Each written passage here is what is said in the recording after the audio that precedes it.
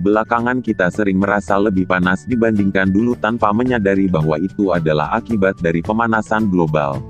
Kenaikan suhu global sejak sekitar 1980 meningkat 2 kali lebih cepat daripada periode sebelumnya. Menurut Kepala BMKG, Dwi Korita pada tanggal 26 Agustus tahun 2021, saat ini kenaikan suhu udara di Indonesia dinilai sudah membuat iklim di Indonesia tidak karuan di mana kenaikan suhu udara juga bisa mengakibatkan cuaca ekstrim dengan intensitas yang semakin meningkat, durasi yang semakin panjang dan frekuensinya semakin sering.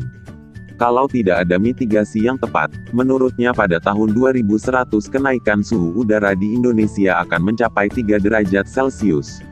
Meski secara umum rata-rata suhu udara permukaan Indonesia lebih rendah dari rata-rata global, tetapi jika dilihat secara spesifik per kota maka beberapa kota di Indonesia justru memiliki suhu lebih tinggi ketimbang rata-rata dunia.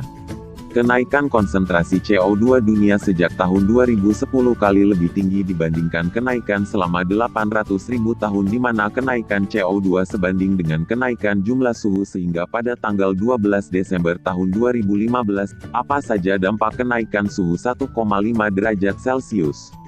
Para ilmuwan memperingatkan bahwa akibat-akibatnya antara lain curah hujan atau kekeringan yang ekstrim dan hasil panen yang lebih rendah. Ini semua berdampak negatif terhadap ekonomi.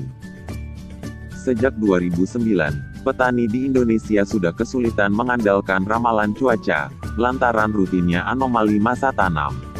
Ujung-ujungnya gagal panen menjadi fenomena yang sering terjadi di hampir seluruh wilayah Indonesia. Kerugian akibat satu kali gagal panen padi di seluruh Jawa Timur saja mencapai 3 triliun rupiah pada 2011.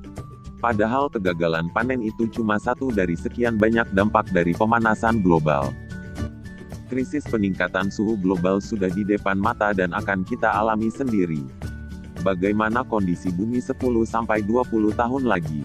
Sudah saatnya kita mengurangi pembakaran bahan bakar fosil antara lain dengan 1. Menggunakan kendaraan pribadi seperlunya saja.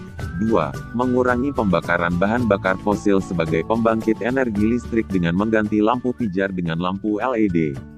Memang harga lampu LED lebih mahal tetapi untuk jangka menengah dan panjang kita lebih untung karena sedikitnya biaya listrik yang harus dibayar.